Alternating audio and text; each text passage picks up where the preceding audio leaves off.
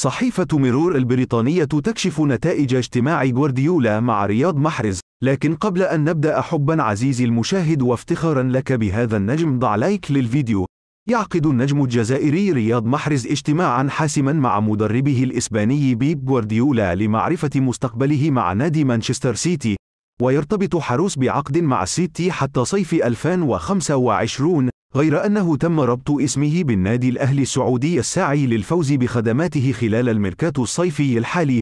وتؤكد كل المؤشرات أن النجم الجزائري سيغادر السيتي خلال فترة الانتقالات الصيفية الحالية، في ظل تمسك الأهلي السعودي بضمه لصفوفه.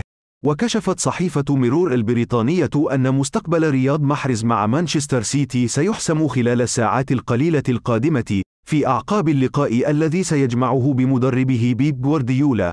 ووفقا لذات الصحيفة، فإن المدرب الإسباني يرغب في بقاء النجم الجزائري في الفريق، ولو أنه سيحترم رغبته إذا ما قرر الرحيل للدوري السعودي.